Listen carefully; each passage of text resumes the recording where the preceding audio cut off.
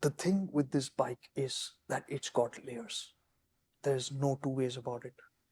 And as much as I loved it on road, and I thought it's the default recommendation for anybody who wants to get one of these, once I rode it off road, it became clear to me that because of its off road ability, it's really not for everyone. It has it's a lot sharper. So again, it so happened that I was going to be solo for this run.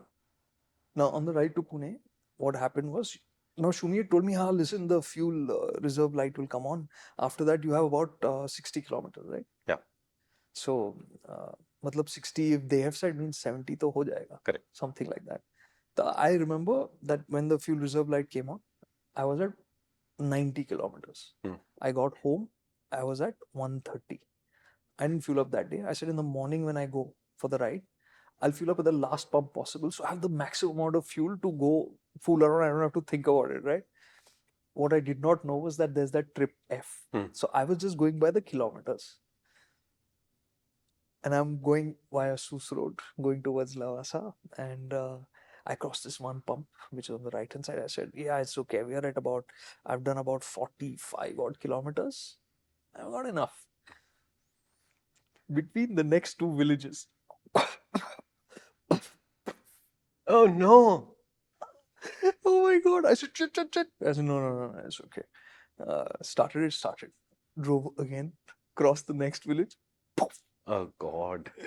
I was like, no, man, 7:15 in the morning. Okay. Now, the other pump is a climb up that way. The next pump is that way, and there are more undulating roads. Like, what do I do? So one village I was crossing, I said, "Gaon mein petrol milega kya?" He said, "No. You have to get to the pump, and that's the closer one." Yep. So at 7:15, 7:20 in the morning, I pushed the bike 2.5 kilometers to the next pump. Oh, so you had a proper off-road experience. Dude, I was literally telling myself, dude, imagine what the guys at Dakar do. They have to go through so much. This is nothing. You're not going to go back home just because you're all wet with sweat after this. This is the preparation.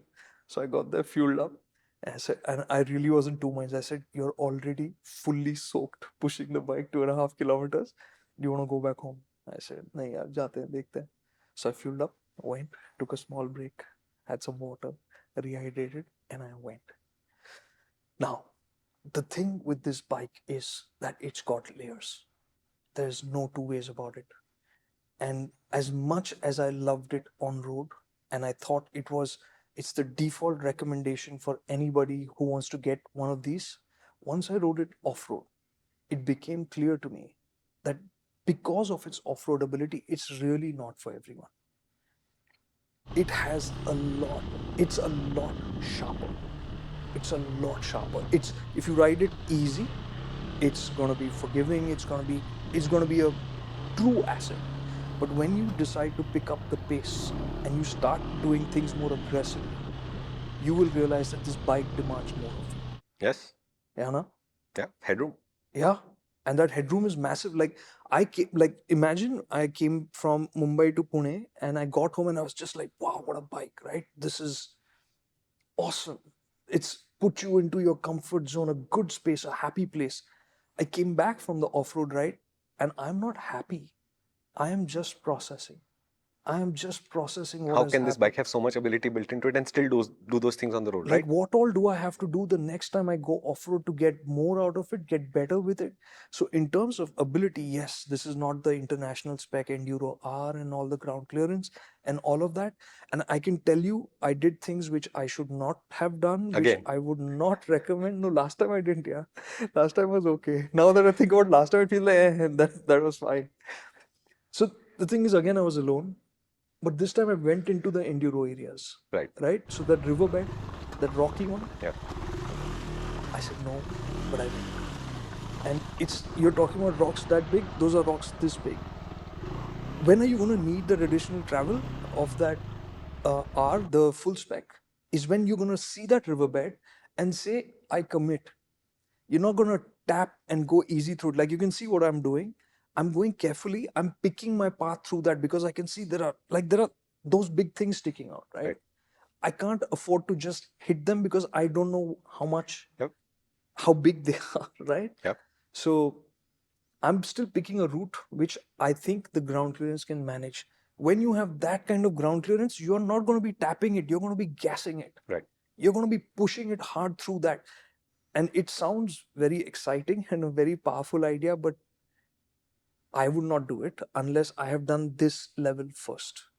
Yep. Without doing this bit.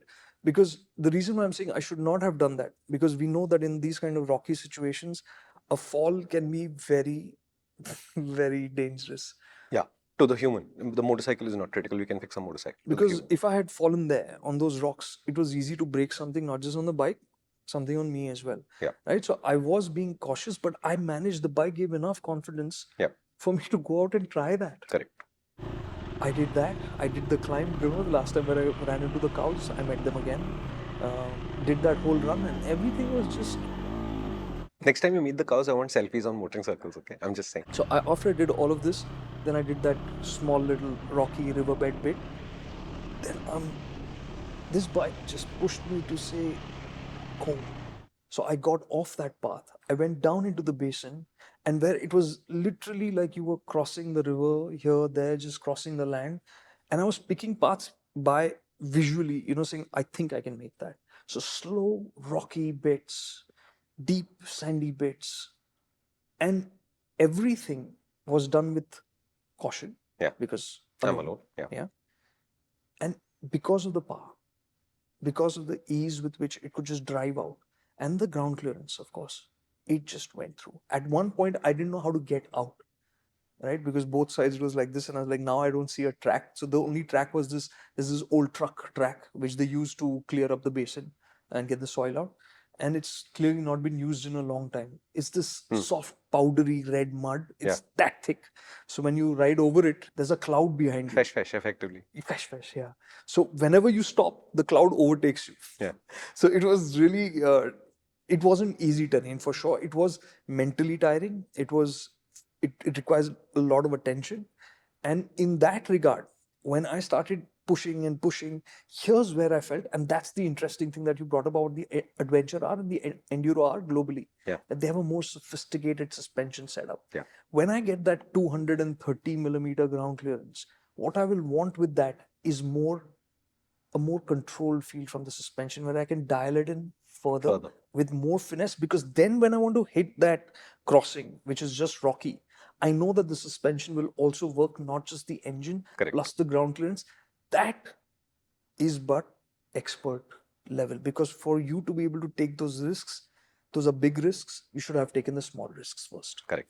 Right? So off-road, if you want to really have adventures off-road, this is a incredible pick for people to start off with. You've just watched a 3 to 5 minute clip on the MotorInc Clips channel, which means either you are an exceptionally talented millennial or Gen Z, or you're a much older person. In either case, would you like a challenge? Our main channel has videos that are at least 5 to 8 times longer, and they make 5 to 8 times more sense, I promise. Would you like to check it out? Come to the MotorInc channel.